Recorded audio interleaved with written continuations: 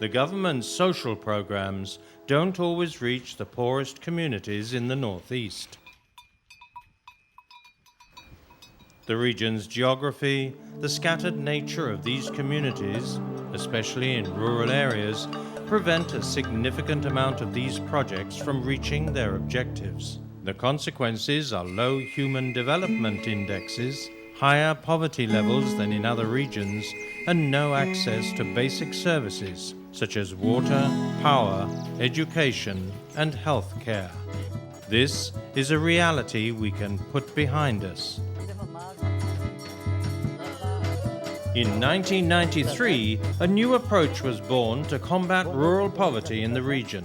With the support of the federal government, the governments of the northeastern states, and the state of Minas Gerais, investments were made in a sizable social project whose main characteristic was the decentralization of decision-making to local spheres and the transfer of resources directly to poor rural communities. Of course I didn't believe in this approach.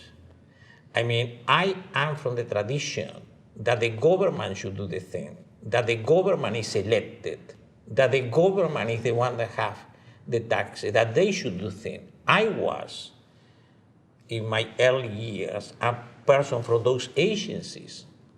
I fought this approach at the very beginning. But today, I have not presented to the management of the bank any project that it is not based in this approach. Every family in every rural community in the Northeast has a voice and an active participation in deciding the destiny of these investments. This is the decentralized approach in which communities decide, prioritize, and execute their investments collectively.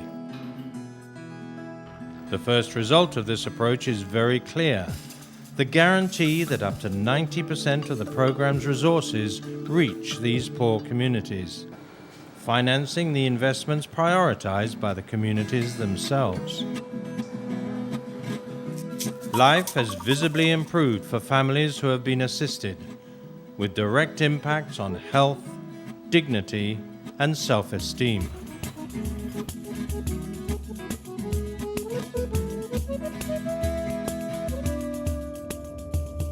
Eu trouxe uma pessoa de Pernambuco para fazer uma experiência com flores aqui, porque era o que a gente queria, porque era uma área pequena que ocupava muita gente, então era isso que a gente queria e era um lucro razoável, né? Então foi quando nós decidimos fundar a cooperativa com 21 mulheres.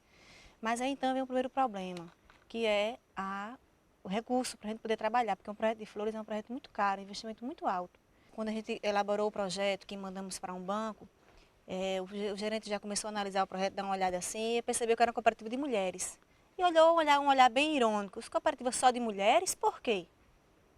Eu digo, porque não pode, não tem problema, mulher não trabalha. E isso já foi a primeira dificuldade. E outro impasse foi a garantia. Nós não tínhamos a garantia, né? Então foram dois grandes problemas: o preconceito nosso de mulheres e a garantia, né? E se nós passamos 3 anos e meio neste banco, não teve jeito de a gente conseguir o dinheiro. Então a gente colocou todas as nossas forças no projeto Cooperar. E graças a Deus, com 6 meses, a gente foi contemplada pelo projeto.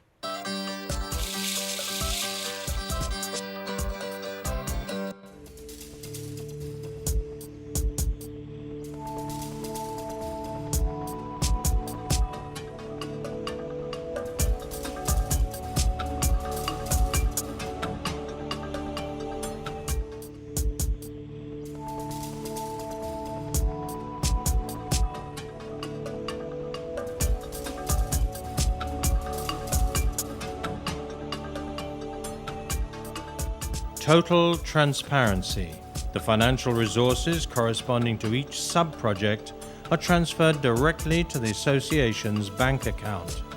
The community receives 90% of the resources for each approved sub-project. The remaining 10% are allocated to the community itself, usually for labor.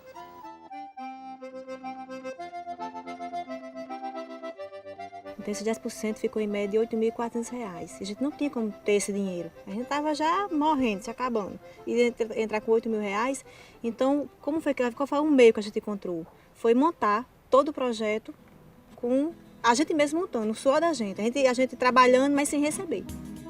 More than just power, water, and decent living conditions, communities that participate in the project discover and value their transforming potential. The capacity to transform the reality they live in and make a difference to future generations is a priceless legacy. E era coisa que eu desejava possuir, era um emprego na minha vida. E hoje eu tenho esse e espero que esse seja de mim e de mim passe para os meus filhos. Porque a coisa mais que eu queria era de... Eu tenho 4 filhos, tenho 2 moças e 2 rapazinhos. Eu não queria que eles partissem para esses lugares de fora do Rio de Janeiro. Eu queria que eles ficassem aqui. E eu tenho fé em Deus e que com esse trabalho da gente vai gerar de mim para eles.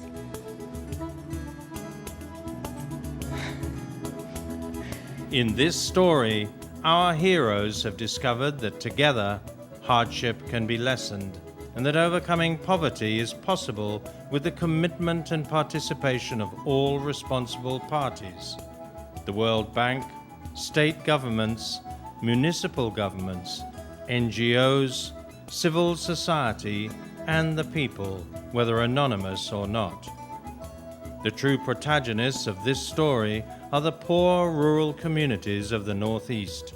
To be a part of this fight, as one of the gears in the process, is a great source of pride. To see its results is our greatest accomplishment.